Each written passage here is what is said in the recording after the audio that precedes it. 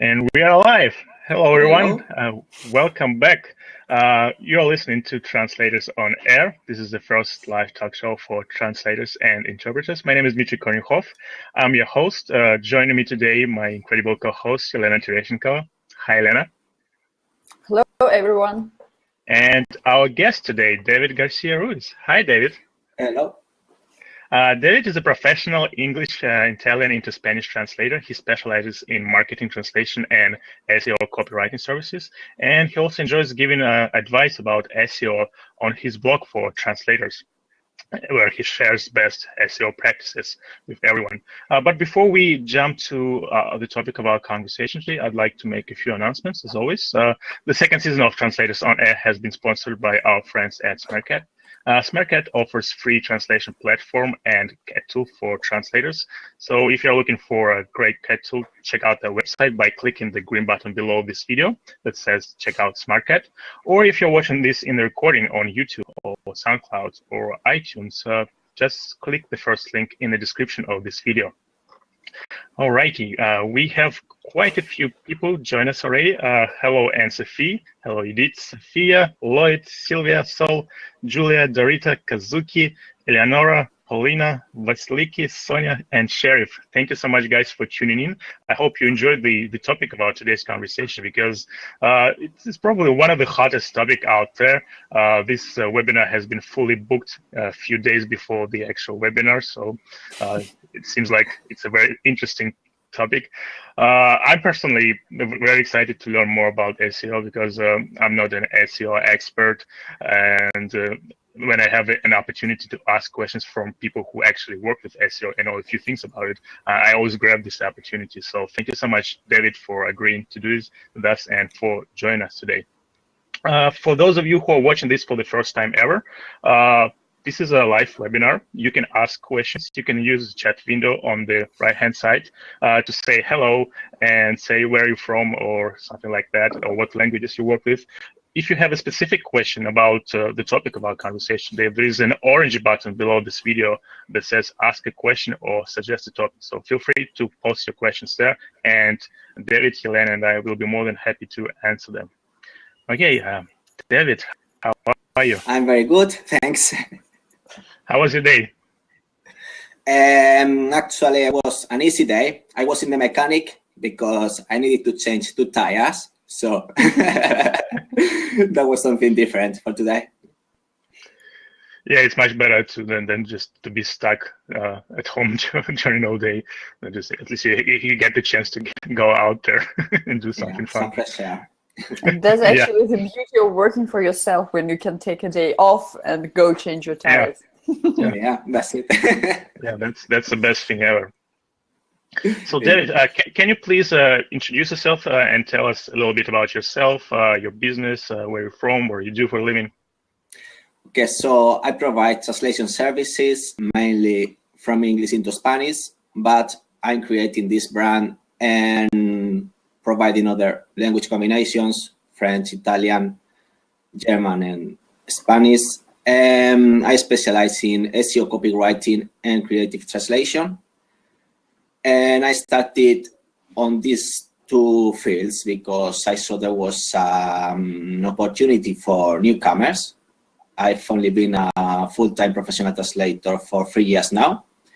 And yeah, the more I get into it, the more I enjoy it, you know? Yeah, and I know that the subject of SEO is something that is often regarded as something very complicated, and I know that a lot of people don't even know what SEO is. So can you please give us an explanation? What is search engine optimization? Okay, SEO is let's say it's a holistic approach, okay, to make a website rank well on search engines. Okay, so there are many different elements and techniques that allow your website to show on the first page of Google. So this is SEO. You told us that you actually got into SEO because you saw an opportunity for a newcomer to enter this market. Could you tell us a bit more about how you started providing these services, the SEO services? So basically, I had the opportunity of taking a course by the owner of a marketing agency in Swansea, in Wales. And his name is Nigel T. Packer, in case you want to Google him. And yeah, he's quite old, you know, so he has a lot of knowledge. And yeah, like he ran a course about different fields within the translation industry. So trust creation, email marketing, copywriting, SEO, search engine marketing as well. So this is how I started to know about it, because before that, I didn't know pretty much anything. So that happened again about 3 years ago. And after that, I was actually interested in running a Google AdWords campaign for my own website. So I said, well, I may as well be Google AdWords certified. So I took this exam. You have to study like around 800 pages, to 400 pages for the first test, and another 400 pages for the second test. It's free to take it, so everyone can take this Google AdWords certification. And from there, I started advertising myself as being Google AdWords certified, and I started getting clients. So the clients started to get in touch with me. So that's how it was, yeah. So when you talk about clients, sorry for interrupting, when you're talking about clients who are interested in SEO services, or translation clients who are interested in SEO translation?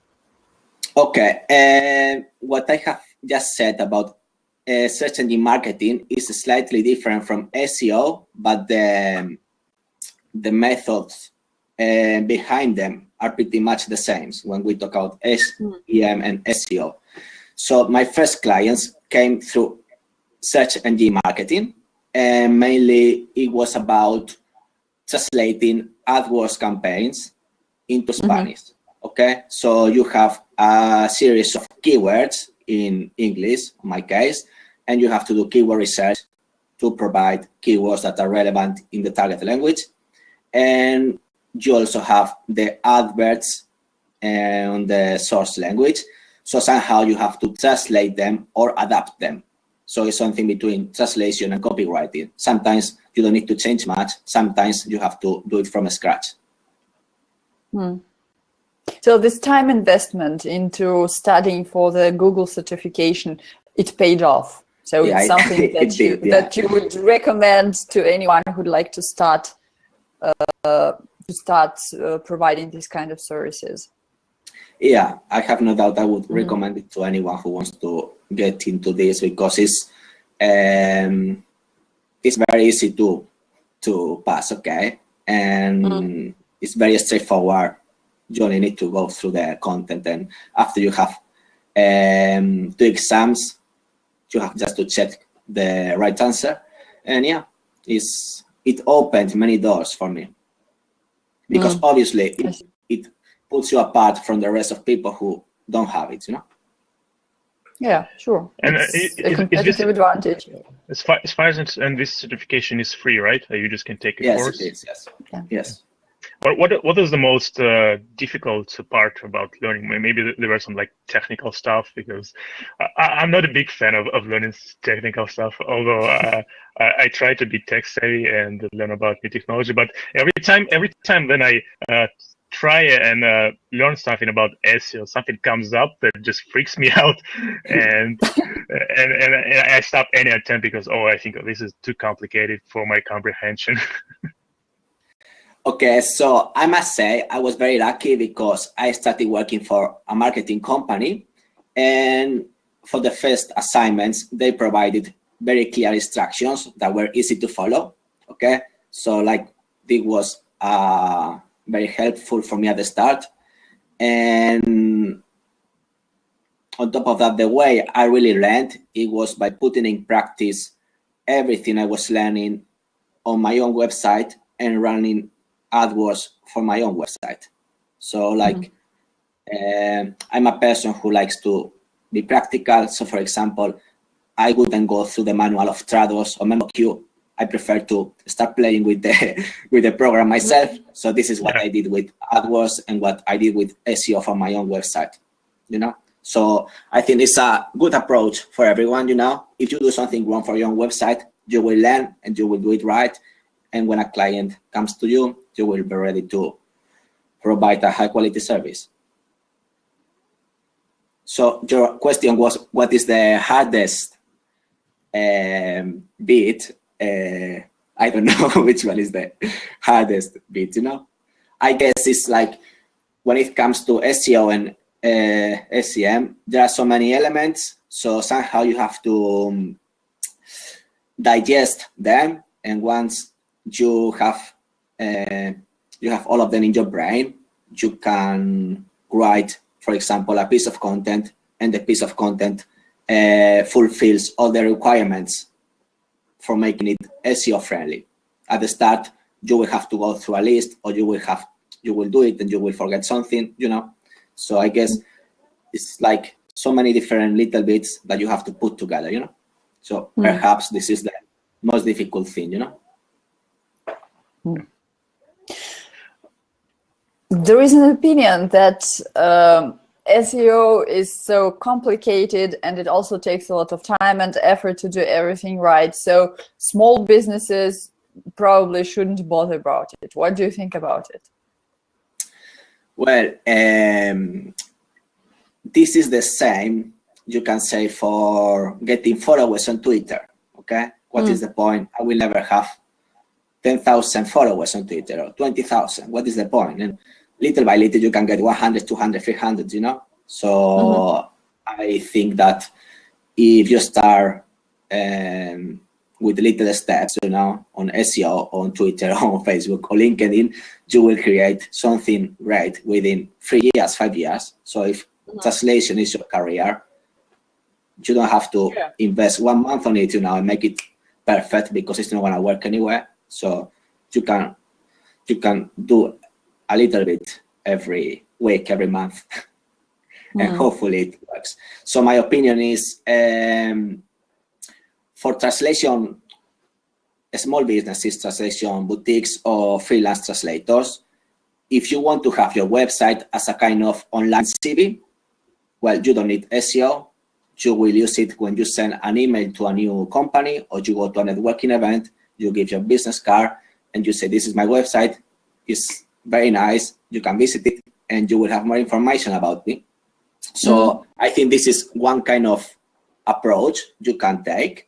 But if you want to use your website as an inbound marketing material, that is to eventually get clients, you need to do SEO. So that depends what you want, Maybe you have plenty of clients, or you prefer networking rather than doing something different, and you don't need people to find your website on Google. You are just happy with using it as a profile similar to LinkedIn.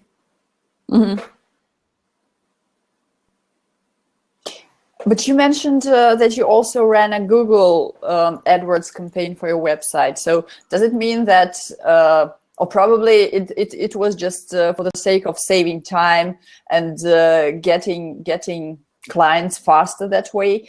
Because as you mentioned, SEO takes several years to bring you some clients to get to the first page of Google. And so my question actually was, is it enough? Can you get clients only by doing SEO without a paid AdWords campaign?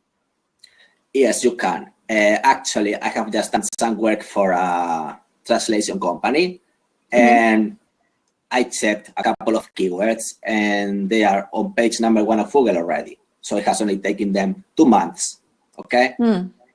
Now, the thing is that these 2 keywords have a low search volume. This means not every day people are going to be looking for these keywords, okay?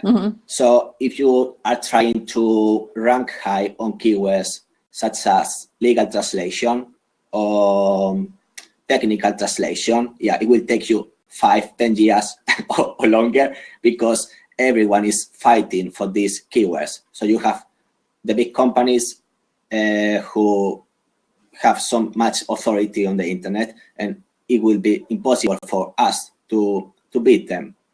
But we have other keywords that may only appeal to us, like, I don't know, conference interpreter for the automotive industry. Maybe not many people are fighting for these long-tail keywords, okay? So if you do a good work around this keyword, you can rank well in a couple of months. The question is, and this is something that I often struggle with, do people actually search for those long-tail keywords? Yes, they do search for these long-tail keywords. Imagine I work for a client, and it was a hotel in London, and they wanted to advertise rooms and meals. And it was like, oh, well, you know, you have a few hotels in London, that's not gonna be easy. But there is a long-tail keyword that can be afternoon tea in London. Well, afternoon tea is something that you can have in a hotel. So it's a good way of increasing the visibility of your hotel. So how many people look for afternoon tea in London? Probably not as many as they look for hotel in central London, but they look for them. So again, if we are talking about translation, maybe they are looking for a conference interpreter in the automotive industry, and with one assignment you make, it's worth for you to invest the time just with getting one assignment, you know? So that's how I view it. Speaking about keywords and searching for keywords, I'd like to take one of the questions from Sheriff. What are the best tools to search for keywords apart from Google Keyword Planner? Okay, myself, I only use Google Keyword Planner. I did a trial with Moz, which you can type on the internet. And Moz uses its own metrics, so are similar to Google, but they have another parameters. And there is another tool called SEMrush. Once a client asked me to use this tool, and they gave me the password, and I used their account. But SEMrush, for example, takes the data from Google, so it's like using Google Keyword Planner. And at the end of the day, we don't know how accurate the data we get from these tools is. But in any case, it will give us an idea from where we can start. So at the moment, you can only use Google Keyword Planner if you are running a Google AdWords campaign. Like 4 months ago, you could use it even if today you want to sign in and you could use it. But at the moment, you need to have a Google AdWords campaign running. And for Moz and SEMrush, you need to pay. I think you have a free trial on both of them. And there are many other tools. I have a colleague who mentioned one tool for the Italian market, which is very good apparently, but I don't know it personally, you know. We can include the name in the show notes. Okay, yes. So if you remember it, yes. Or probably ask your friend. I'm actually always a bit puzzled about these tools because, well, basically, yeah, in Europe and in the US, the main search engine where you want to rank is Google, and Google provides a free tool for doing keywords research. And I'm always wondering, why would anyone want to use any of the other tools? Because they are all paid and they're not Google. And Google probably knows how they, so those keyword tools are the best, Google keyword tool, I mean, is the best tool for researching the keywords if you want to rank on Google. That's what makes sense to me, at least. Well, the thing is that Google provides this tool having in mind Google AdWords. So they want you to use SEM. So this is not designed for SEO. So at the end of the day, for example, imagine that you are looking for omega-3 a product containing omega-3, you may have no relevant search results for your target country because people don't look for them. So, no, sorry, it's not because people don't look for them. It's because Google is not interested in these keywords. So, for example, if you are running a Google AdWords campaign, you cannot use the keywords that you want. Let's say if you try to put into the platform something like afternoon tea, Central London, Paddington, okay? Google is not going to allow you to use this because they are not going to get enough money because maybe one person a month actually searches for this, you know?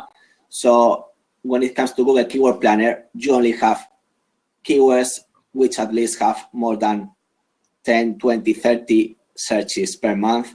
And at the end of the day, we don't know if it is only 20 searches per month or is 50, but Google is saying it's 20, you know? So, so your question. Can't you get this information even if you run a Google AdWords campaign? Can't you run a Google AdWords campaign for that long tail keyword? No, you can't. Okay. So long tail keywords work for SEO, but don't work. Well, it's not quite like that. Okay, let's say you have a long tail keywords, which will be afternoon tea, Central London. So that works for your website for SEO. Now for SEM, you want to run a Google AdWords campaign and you will only be allowed to set as a keyword afternoon tea, London. Maybe they don't allow you to use Central because this is too limited for them. So if you try to use a keyword to trigger your ad using afternoon tea, Central London, you can't. You have to stick to afternoon tea, London. So they work together, but Google only allows to use certain combinations. So I see. They make money. Yeah. Yeah, I think we're getting deeper and deeper into the more technical stuff. Well, one question I have, is there any way to get some quick results? To get some quick results, yes. The first way is try to think something that you know you don't have many competitors. Okay, so I go back to being a conference interpreter. I'm not an interpreter, by the way, but just saying, imagine that you do interpreting events for the football industry, which is very likely to happen, you know. I don't think you may have, if, let's say you live in the UK, maybe you have 20, 30 competitors if you are from Germany, I don't know. And if you start working on this keyword, you will quickly get results.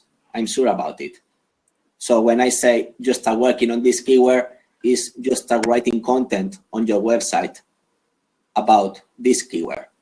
So the other day I was watching a video and someone was saying like, yes, like if you have one page for your website, it's enough, you know? And it's like, Google doesn't like that. If you have one page for your website, let's say services, you click on services, and there you get that you do translation for the fashion, for sports, for marketing, for computers.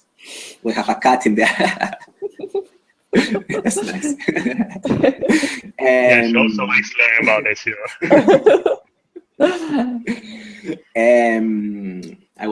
So if you try to put everything on one landing page on your website, so you say, I'm an interpreter for football, I'm an interpreter for business events, I'm an interpreter for legal settings, and I'm a translator, and I work in 20 different fields, and you have everything there. Google is not gonna give a good mark to this. So the way to get quick results is to do as many landing pages as subjects you have on your website with good content. Again, there's no point. I had another client and they had about 15 different types of legal documents. So birth certificate, death certificate, marriage certificate.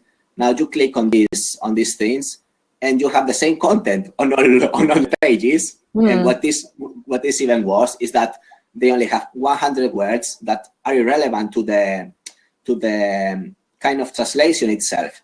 They just say, we use professional translators and we have a quick turnaround and blah, blah, blah. So again, Google doesn't like that, but neither users do. So another important factor for SEO is the time users stay on your website.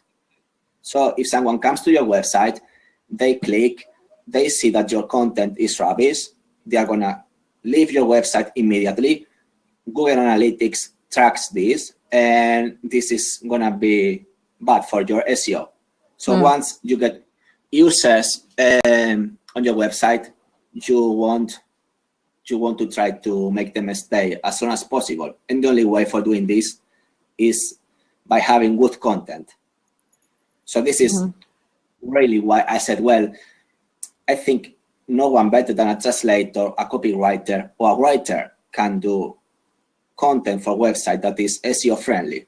So sometimes I heard comments on different Facebook groups about what SEO and translation have nothing to do, there's no point, blah, blah, blah. And it's like, well, who's gonna do SEO then? A mechanic, an engineer cannot do SEO because they don't have writing skills. So at least it has to be a linguist who does the SEO, because SEO is about content. So I think we are the people to do it. Interesting. Can we go back a little? Okay, go ahead. Yeah, I think what you say about the users cannot actually see that the content was written just in order to trick search engines into ranking higher, and people can see that, and they're gonna leave immediately, because I noticed myself when I search for something and I land on a website that is obviously was written to trick Google into believing that this is some sort of a relevant content, I leave immediately. I'm not interested in that, because as a human being, I want to read texts that are written by other human beings for human beings, and this kind of tactic, I think it's called black hat SEO or something like that. I don't think it's a very good approach. Over to you, Elena. My question was, do I get it right that it's best to use one keyword per one page? For example, when you offer several services, it's best to have several pages for different services, and then relevant keywords for each page. A relevant keyword, one relevant keyword for each page. That will help you rank faster, rank higher faster. Yes. Okay. So basically, Google works like human minds. So if you land on a page and you read, I specialize in the football industry, and that's all you read, you don't have much consistency. You don't have much to trust in. Now, if you have a case study about the last interpreting assignment or the last translation you did in the football industry, well, you would say, well, this person knows what he's talking about. So you can read the case study and you will say, yes, that's the person I want to hire. So somehow Google works the same way. If you only have, I work in the football industry, Google says, well, that's good for you, but we want to know a little bit more, So it's just how it works, Google cannot know that you are an expert in anything if you don't write about it, Yeah, makes perfect sense. So it basically when we tell Google that when we use a keyword, we tell Google that this page is about, I don't know, interpreting for the football industry. And when a person clicks on our link found on Google via this keyword and spends some time on that page reading our case study, then Google knows that this is a relevant website, right? Exactly. Yeah. And can you then use different one and the same keyword for different pages or for different, for example, blog posts on your blog? So if I want to write about several interpreting assignments for football industry at several dates, at several different dates, can I use the same keyword for different blog posts? Yes, of course you can, yes. Mm-hmm. And what is more, you can link one post to the other one. Mm-hmm. So one of the elements of SEO are links, on-site links. And this is how Google knows that your website is related. One page is related to the other one. Mm-hmm. So yeah, of course, you can use the same keywords on your website. I think I'm starting to really get it. One thing I love about our show is that we really have the opportunity to ask people, to ask experts in their respective fields about things that have been on my mind for some time now and get the answers. Yeah. Before I forget, Dmitry, you mentioned that sometimes you land on a page and you can easily recognize that it has been written for SEO purposes. Mm-hmm. If any of you uses WordPress, which I'm sure you do, when you write a piece of content, it has like a checklist, mm-hmm. and one of the checkpoints is density mm-hmm. of the keywords.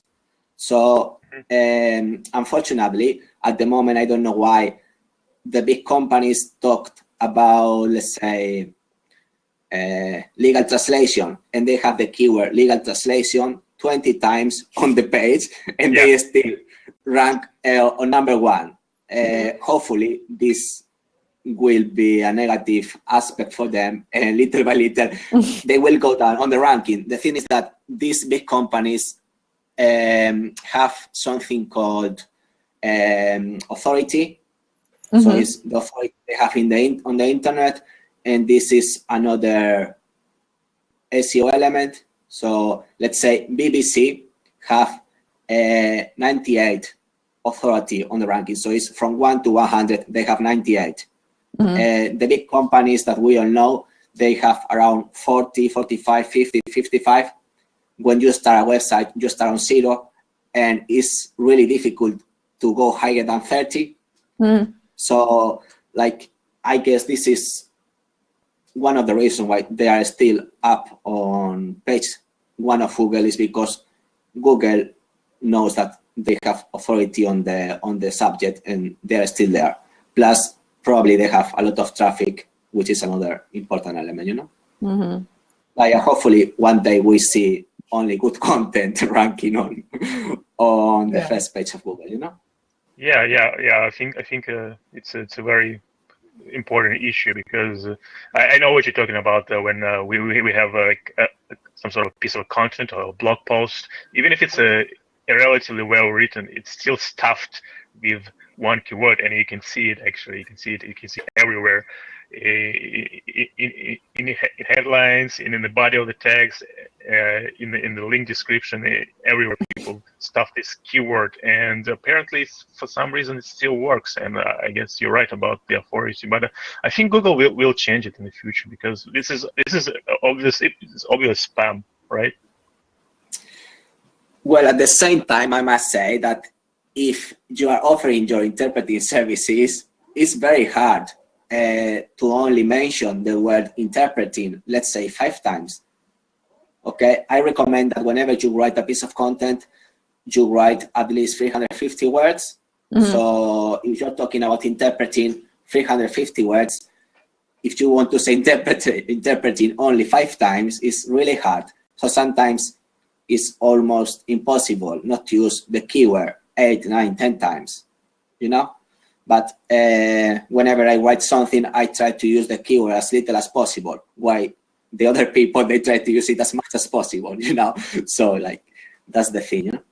Mm. And what if you don't use your keyword, I don't know, enough times? What if you only use it in the heading and just a couple of times in the text? Is it then worse than if you'd use it several times? I don't know, 10 times per article.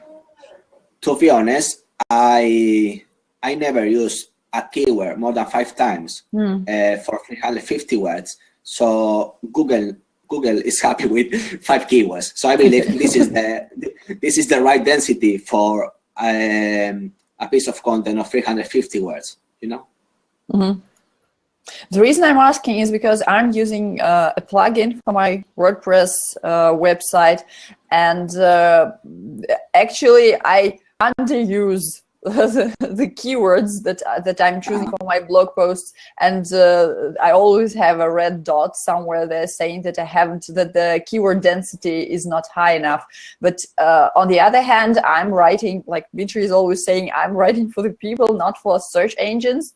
And if people like what I'm writing, they will share it anyway, and it will also help me rank my blog posts rank higher in search results. And actually using one and the same keyword in one and the same form over and over, it just doesn't sound natural.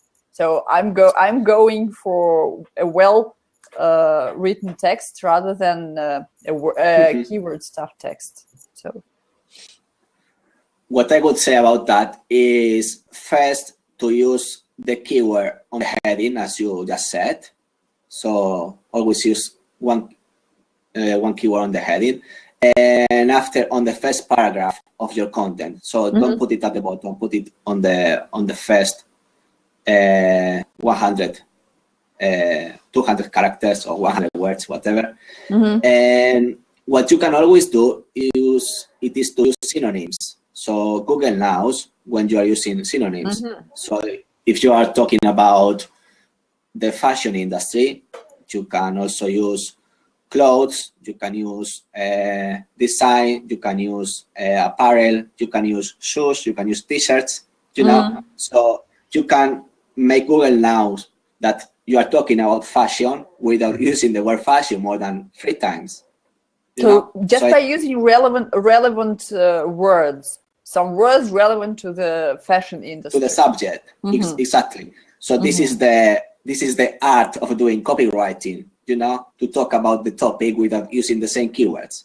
Yeah. You know, so this is the key for SEO, you know, that you use keywords all the time, but they are not the same keywords. Somehow they belong to the same lexical family, if you if you say this way in English. Yeah, that's it.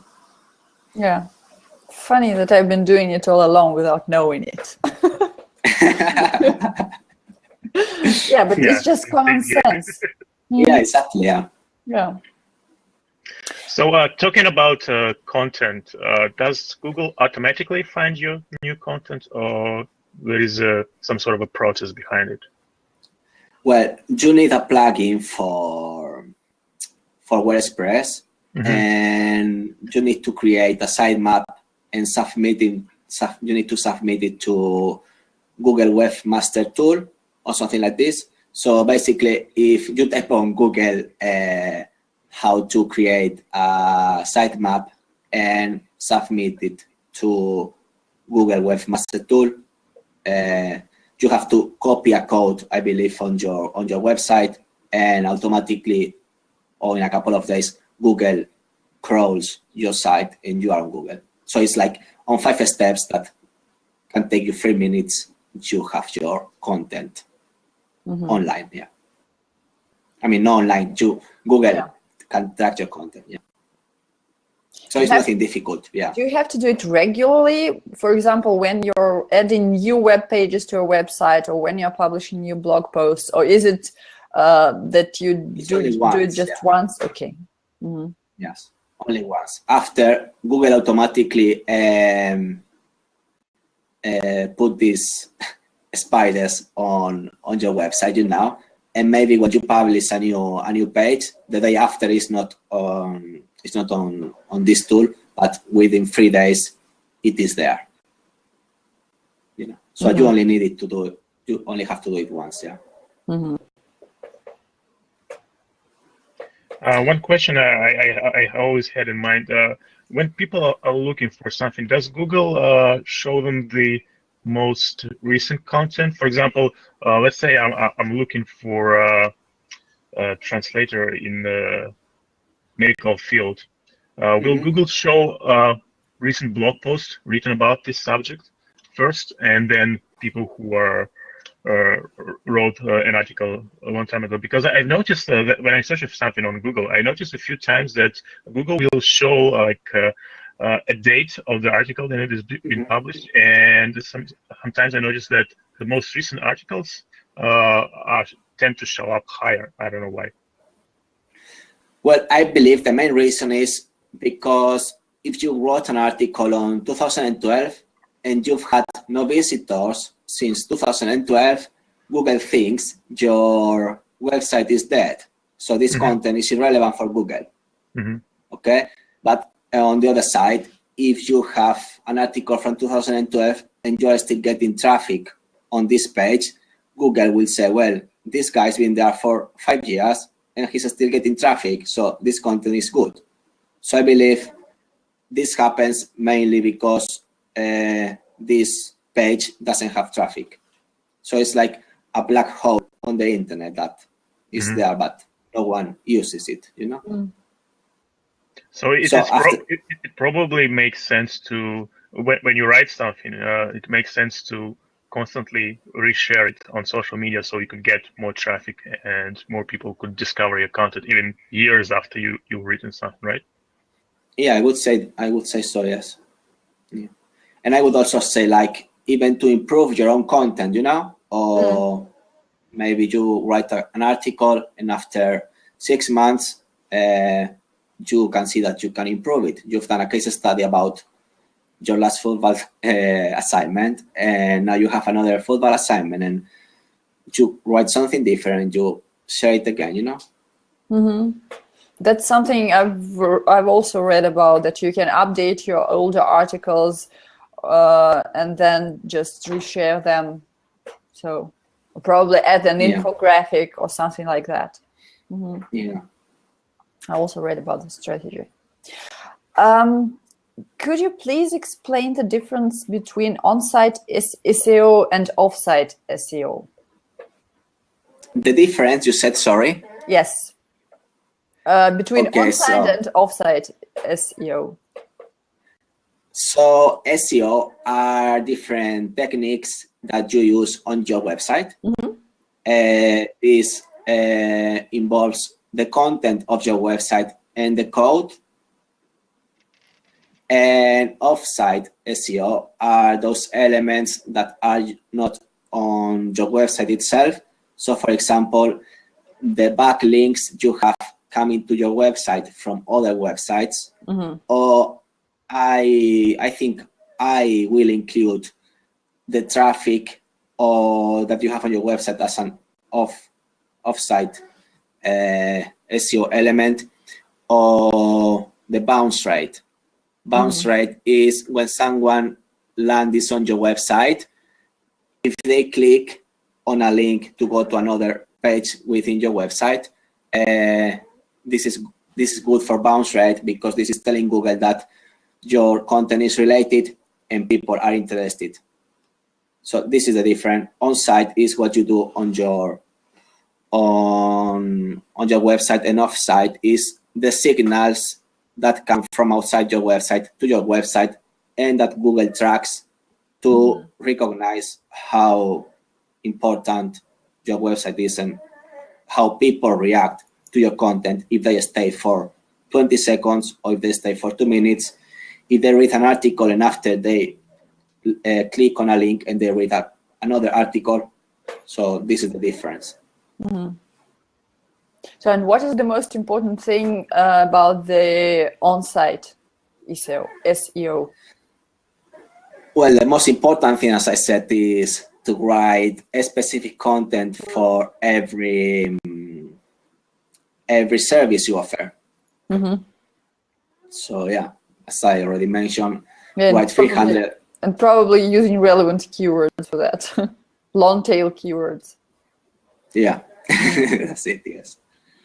And so yeah, write 350 words and use keywords, thinking in humans and also thinking on Google. And yeah, after that we have elements that are important for the code of the website, for the website code. So these elements are meta title and meta descriptions. So when you type on Google afternoon tea London, you will have little pieces of information coming on Google. So these are the meta titles and the meta descriptions. So you can do this from your WordPress using a plugin, and this is what will come on Google. So this is another important element of on-site SEO. I have a checklist on my website, so if you want to read it, you have the 6 elements that are relevant for on-site SEO. So yeah. We can also include the link in the show notes. Will you send me the link? Yes, I will. So, and what about the offsite SEO? Offsite, the most important element. Well, the 2 more important elements are the traffic you get into your website and the backlinks you have into your website. So let's say that you write an amazing article about the impact of translation for the Mexican community in the United States for the last 3 years, and now Mexican people don't have translation anymore in the USA. So if you manage to publish this article on the New York Times or whatever newspaper, okay, and you manage to get a link to your website, automatically this online newspaper have a really high authority. So Google is going to know that you are relevant somehow. So getting these backlinks is very important and very difficult. Because sometimes we all use, we try to share our posts with guest blogging, okay?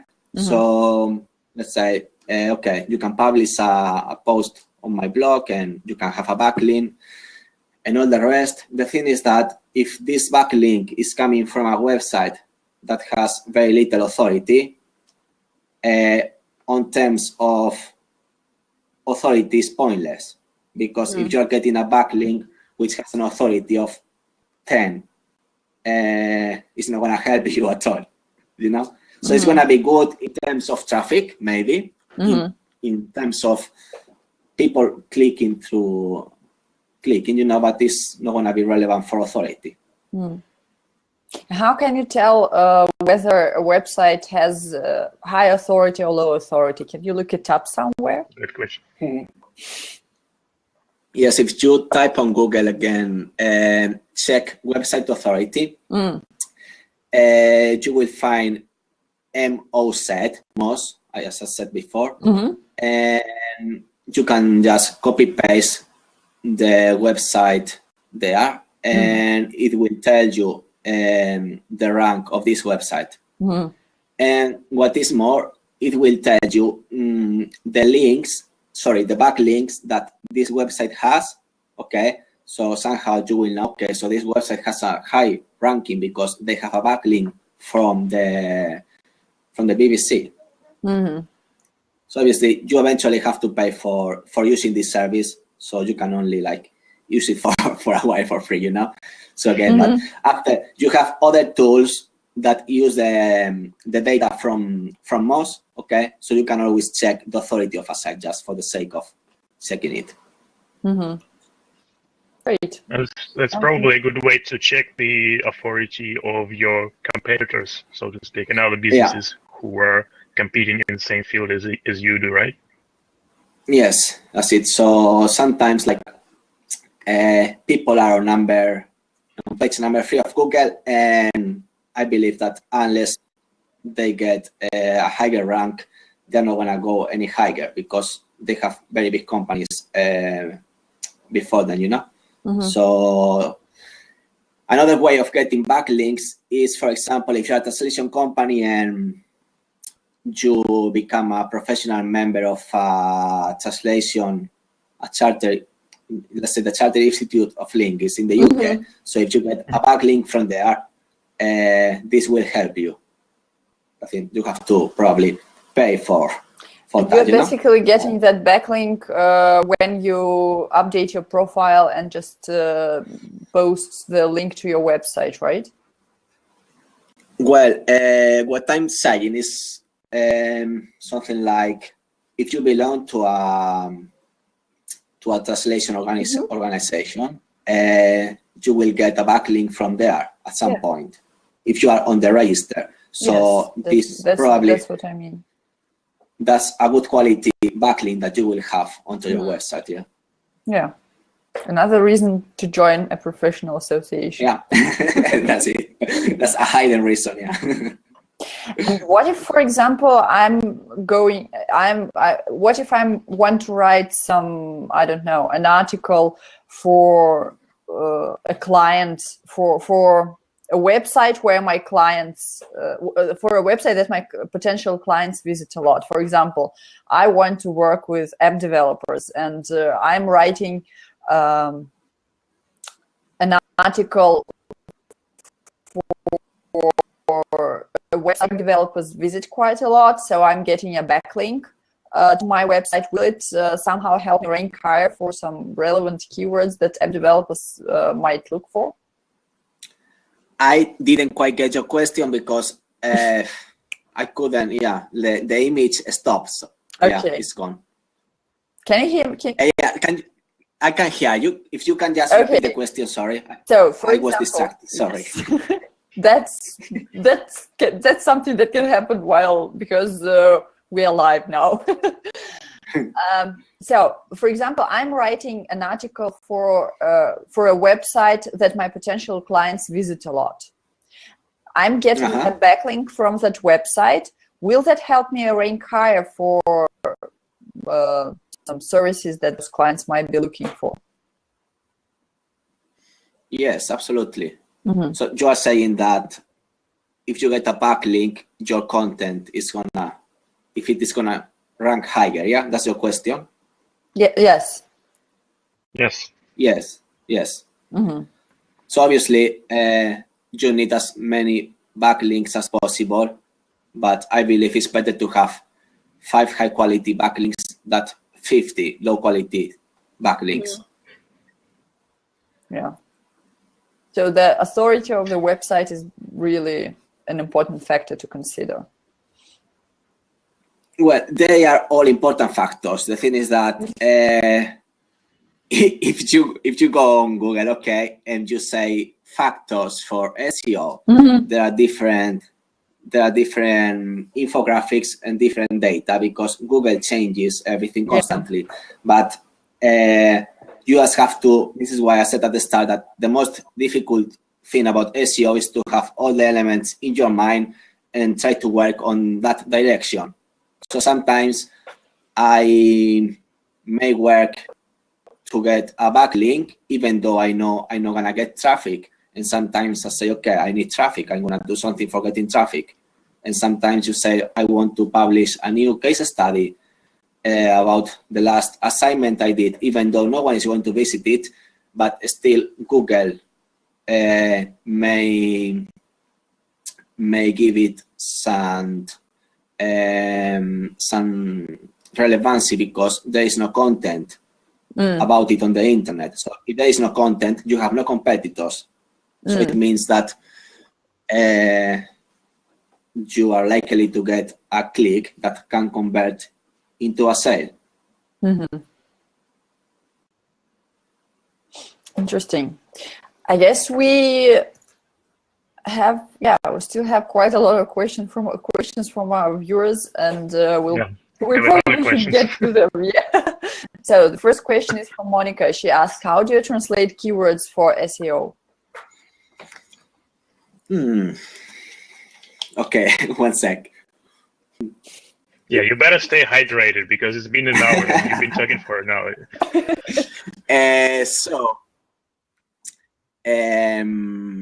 The first thing you should do, okay, when you get a client and they say, okay, I want to translate these keywords. First thing is that it's very likely that there is not going to be a direct translation. So what you should do is take a cup of tea and surf the internet looking for websites of competitors of this company. So you go website by website and you have an idea of the keywords and the content they are using. And you do something called brainstorm, a very cool English saying, and you brainstorm all these keywords and you write a list of keywords on your own language, okay? And once you have this list of keywords, you can go on Google Keyword Planner or Moz or the tool you want to use, and you can see if they are relevant. And once you get the result from there, you may see that they are not relevant at all. They have very low search volume, but this is not that important for you. The thing is that now you know that there are no particular keywords that are very important. So you just have to somehow match the keyword from the original language with the keyword from the target language. So somehow, how do you translate keywords? You can't translate keywords. You have to do some research, and let's say I did some work for a cosmetic brand, okay? And the cream was a cream for ladies, for the face, or to look young or whatever.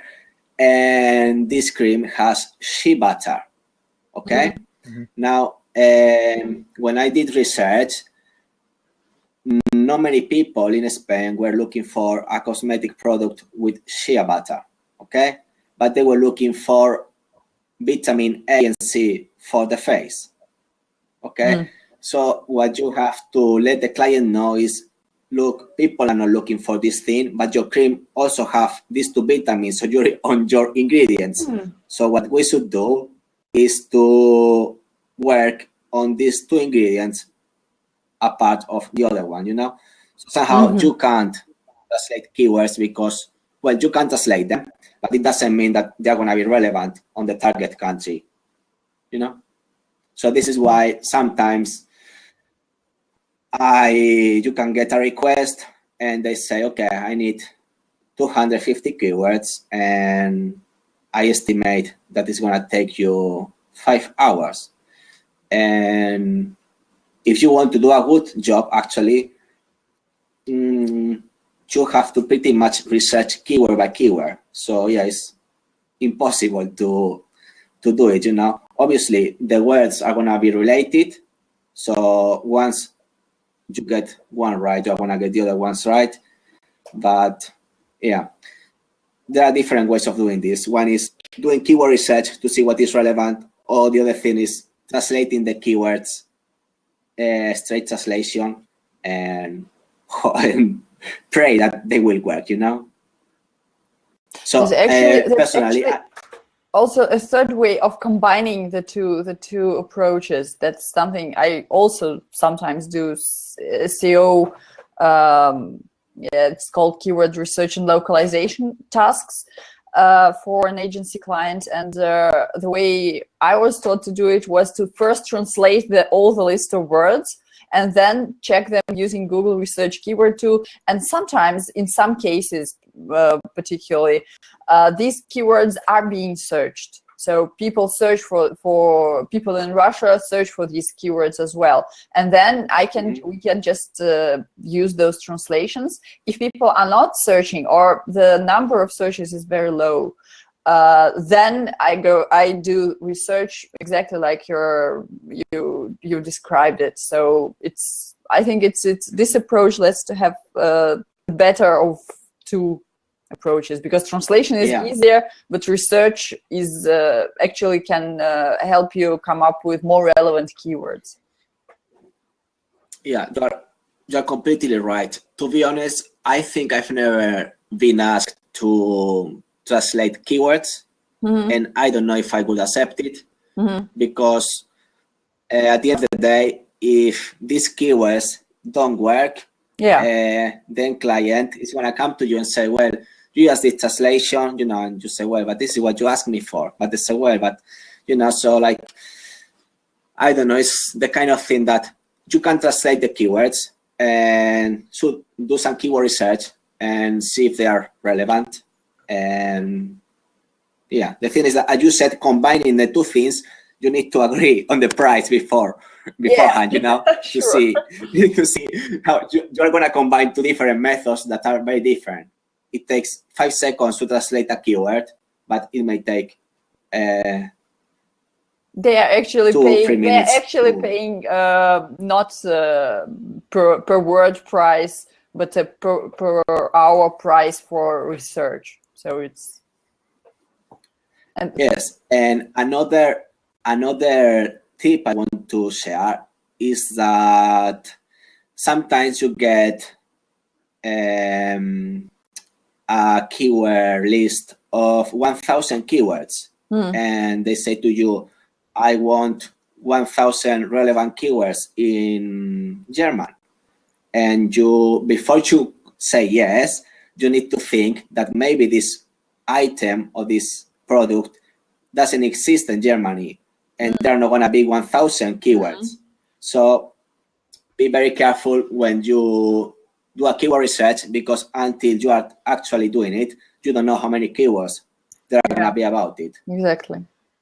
So, yeah.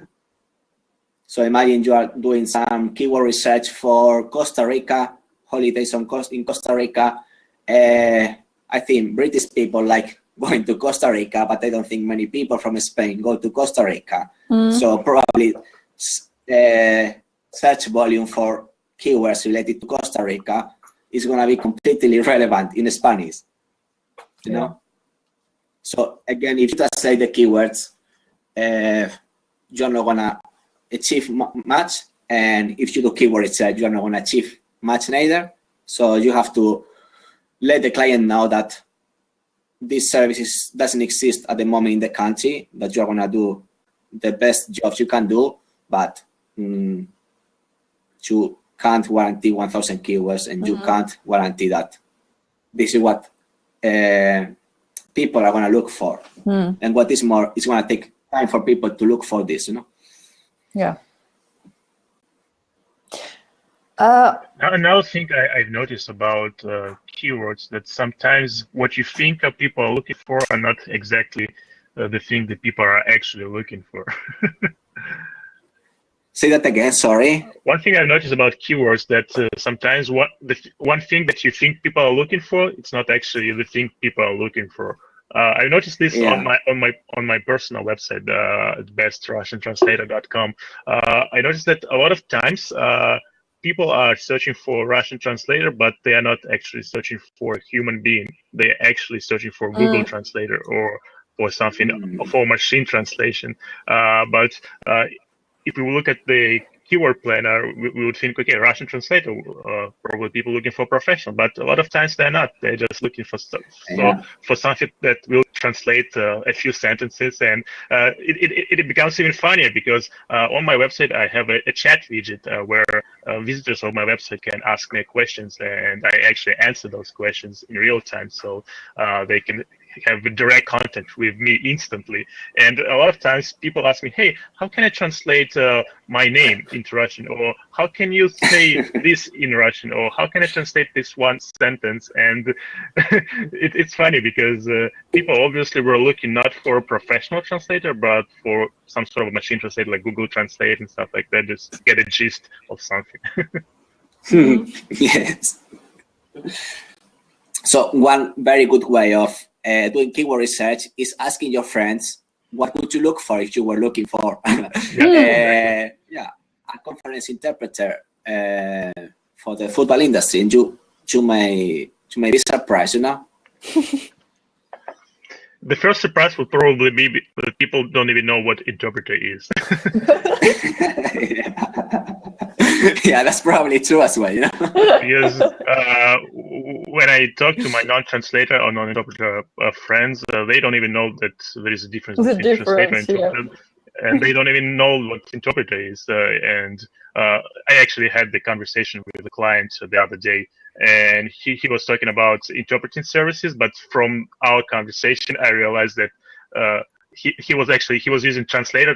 I need a translator. The translator has to be in person on my in my medical clinic. And then I realized, aha, you're not looking for a translator. You're actually looking for interpreter. But the person doesn't know that the correct term is interpreter. Yeah, this still happens, unfortunately. Yeah.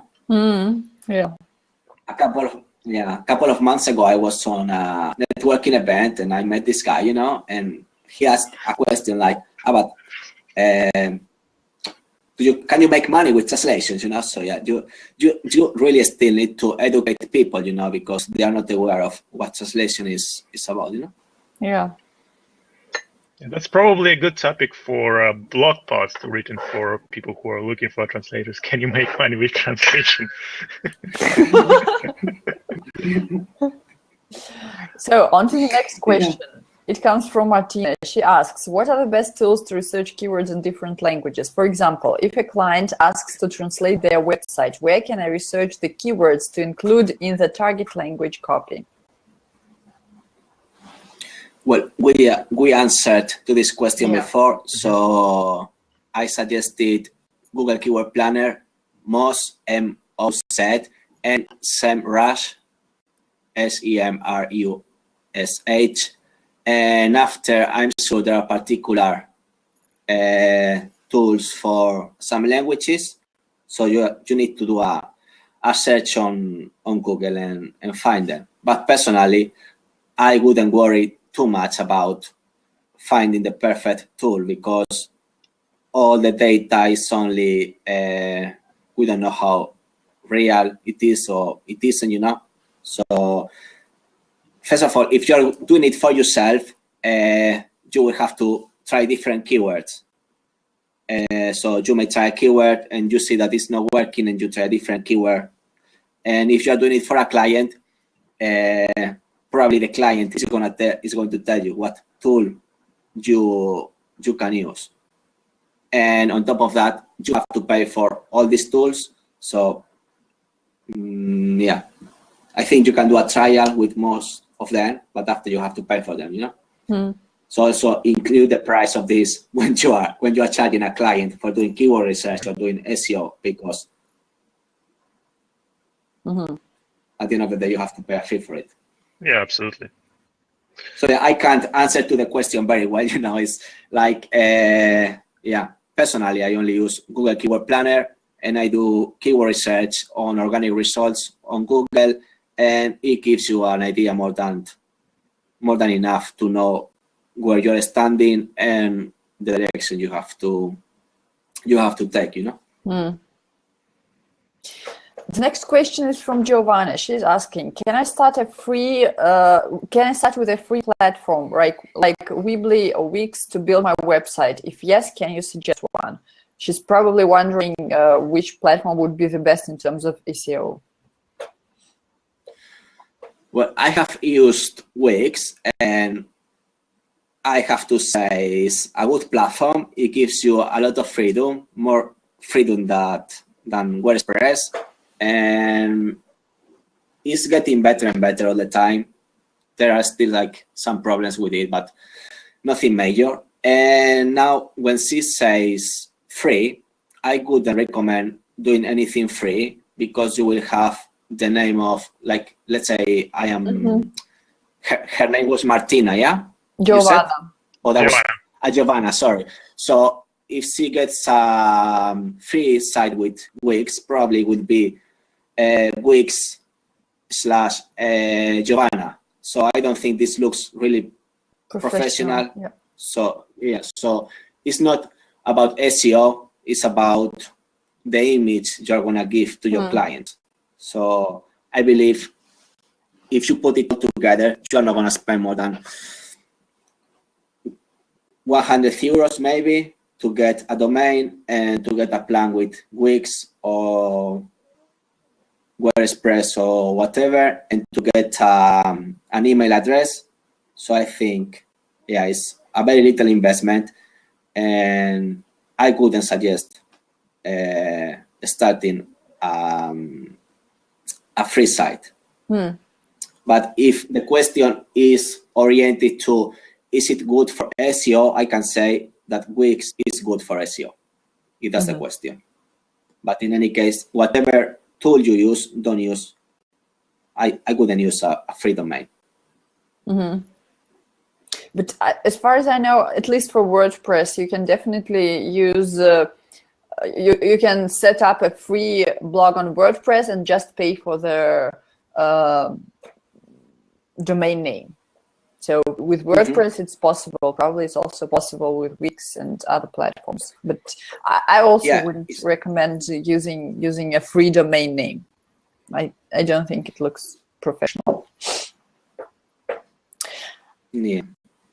Next question is from Anne-Sophie. She's asking, how do you deal with the various ways one can write the same word? For example, American English versus British English, or in French, various ways of writing words like, I won't read that because I don't speak French either. Yeah, because I studied French at school. Various ways of writing the word. Various words, various variants of writing one and the same word. Okay. My first thought to this is that Google recognizes when two keywords or two words or two sentences are synonyms. So if you write, let's say, American Express with two N's for American and whatever, and only Express without the final S, Google knows that you are looking for American Express. So this is called a close synonym, and is completely it doesn't really matter the little difference, you know. Or let's say copywriting. If you say copywriting or copywriting altogether, it doesn't make any difference for Google. So from that point of view, it doesn't really matter. The only thing I can think this may be a handicap is if we are running a Google AdWords campaign and we set a certain keyword to trigger our ad. If we write American, imagine with two N's at the end, so American and Express, you may want to do that because maybe there are some users that by mistake type two N's at the end of American.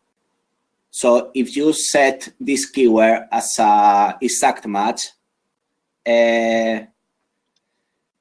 this won't appear unless you have the two variants. So you need American and American NN.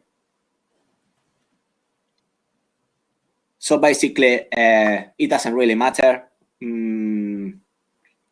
for SEO the way you spell a word. It only matters for search engine marketing, Google AdWords. So hopefully I have answered the question.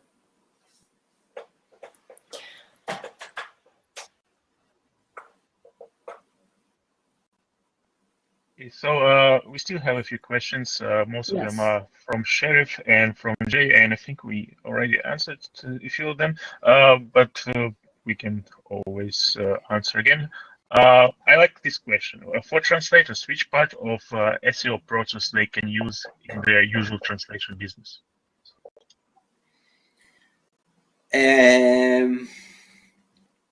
The first service you can offer is SEO translation. So SEO translation is you do keyword research, or a client gives you certain keywords, and when you are translating, you make sure that you use these keywords on your translation.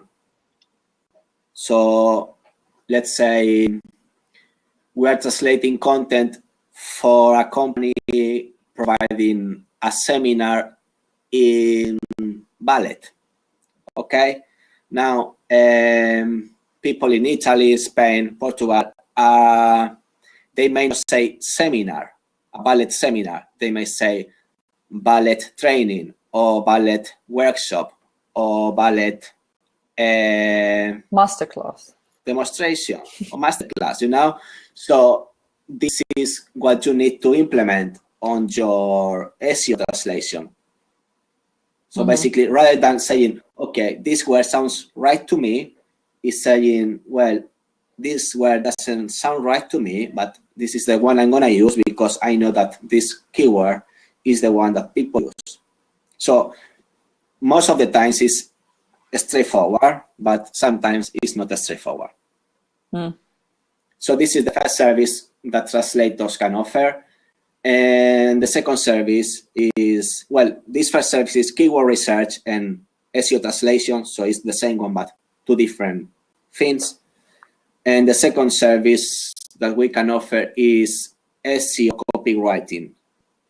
So it's copywriting, taking into account all the SEO elements and implementing them in the content that we write. So I think this answers the question. Yeah, hopefully it does. Another question from Sharif is, what is the indexation process on new pages? What is the what, sorry? Indexation process on new pages. As I said, you need to create a sitemap, and only the first time, or at least this is how it works for me, okay? You create a sitemap, use the plugin with WordPress, and submit it to Google Webmaster Tools, and does it automatically Google crawls your pages, and they are there. And I also recommend to submit your website to Google Analytics. So Google Analytics is a platform that shows you how many users do you have, the average time that they spend on your website, the bounce rate that you have. So this tool is really important because it tells you what people like when you're on your website and what people don't like. So the indexation process is really easy to do. And yeah. What if I have a website and I didn't submit it to Google Webmaster Tools? I didn't create a sitemap. Will Google still find me? Well, I don't have the answer 100%, but I believe yes. You know, like when I created my own website, I remember I submitted my website to Yahoo because I read somewhere that you have to submit your website to Yahoo, but maybe now it has changed and automatically they index your website, you know. But as I said, it's a 5 minutes process. You only have to do it once, so it's nothing much complicated about it, you know. I can actually tell from experience that Google will find your website because I haven't submitted a sitemap and I rank for some longer tail keywords in Google search. So yeah, probably it would have taken less time if I had submitted the website map. So also so for example, do you use Google Webmaster Tools or you don't use it? Have you ever been on it? I use Google Analytics. Okay, so Google Webmaster Tool is another platform. And if you go in there, you can see how many pages Google has indexed from you. So you can see that if you have 50 pages on your website, the 50 pages are there, or there may be an error on one of them for whatever reason. And for example, it also tells you the backlinks that you have to your website. And you know, it's not as interesting as Google Analytics. It's something, it has nothing to do with Google Analytics. It basically tells you how many pages Google knows you have and the backlinks you have to your website. And there are many other metrics that, are not that important. Yeah, that's probably something. Submitting a website map is probably something I'm going to do when I relaunch my website in February, sometime in February. You definitely should give it a try. It's not very difficult, as David says. You just have to follow the step-by-step instructions provided by Google, and you'll be good to go. Yeah, try it.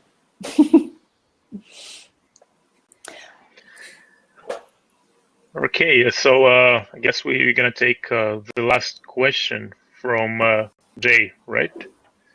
Yeah. Although I'm not quite sure what exactly is the question. So Jay, if you're watching this, can you please clarify in the comments? So the question is, I believe that both PROS and Translators Cafe provide a web space for their members. Which one do you think offers more structured SEO services? So I'm not sure if PROS or Translators Cafe offer any SEO at all. Maybe the question is that I think what Jay means is that actually translators. I have also heard about it that translators profiles on Translators Cafe and PROS are actually ranked in Google, so people can find your profile when they're looking for, say, English to Russian translator. Probably that's what is meant. Yeah, I think so. Yeah, I think so. I don't know, like, if you do a search yourself and you type right on Google English into Russian translator, you will see what comes first on Google results, whether it is PROS or it is Translator Cafe or it is LinkedIn, which probably I think is going to be LinkedIn. And yeah, it's like, anyway, if someone is looking for a English into Russian translator, the search is really generic. So again, I don't think it's going to be like that easy to show in there. And even if you appear, they may not be looking for your specialization. So again, it's like pointless, you know. So personally, I think whenever someone is looking for a translator on PROS, they do the search directly on PROS. So I don't think, like, it may be relevant for SEO purposes, I don't know, but yeah, it's not I don't rely on PROS for people to find me. However, I remember now I read a comment on a Facebook group in the past, and there was this guy who has a very nice PROS profile, and actually I think he ran a course, and he has like 1,000 visits a month or something like this, you know. And he was saying, I don't need a website because PROS is getting me like people to my website. So yeah, this may work, but probably you're only getting people who are looking for English into Russian translator.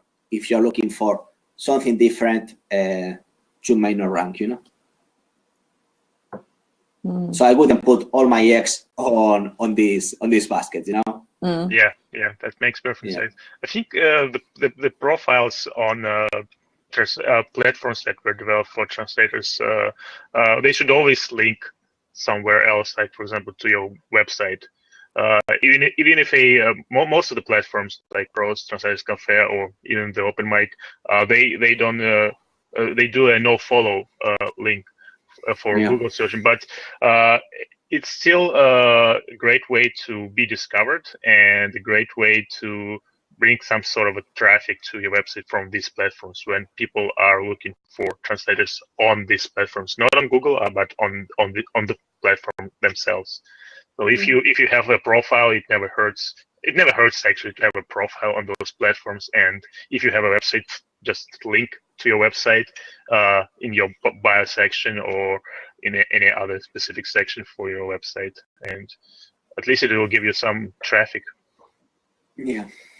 Wouldn't it also be a backlink from an authoritative resource? For example, if you post a link to your website on PROS, which I suppose has some authority. As Dmitry just said, that they have a no follow on this link, so this basically Google doesn't count this link because there's an unfollow. Yeah. I see. So I believe from the OpenMic, you also have no follow links, don't you? Yeah. Yes, because otherwise, what will happen is that you have 20,000 backlinks going into translators, and Google would say, well, these are too many links. We don't like this. And this would be bad for you. So this is the reason why you have no follows. When you have too many links, because of these reasons, you have no follows. Dorito asks, what about Xing? Does it have authority? What about Xing? Does it have? I don't even know what is Xing, to be honest. Yeah, Xing is a popular German social network, kind of like LinkedIn, but for German market. Yeah, it's very similar. But I don't know either because I'm not on Xing and I never used it, so we can't really comment on the authority. But I am 99% sure that if Xing is similar to LinkedIn, they will have no follows on the links, because otherwise, again, Google would penalize this, so it would be against your own sake, you know. So the same when it comes to many directories, they have no follows. So yeah, that's how it is, you know. Okay, I think we have answered all questions now, and we've got to wrap up. It's been a great day. Thank you for joining us. I know it was very useful for me. I hope that our viewers and listeners have also heard something that they have wanted to hear. So next time we're going to talk about audio-visual translation. So if you don't want to miss our next episode, go to our website at translatorsOnAir.com and subscribe to our newsletter so that we could send you the link and you can then grab your spot for our next webinar. Also, please don't forget to check the website of our sponsors at smartcat.ai, and we'll see you next time. Thank you so much for joining, guys. Have a wonderful evening, everyone. Bye. Thank you. Bye-bye.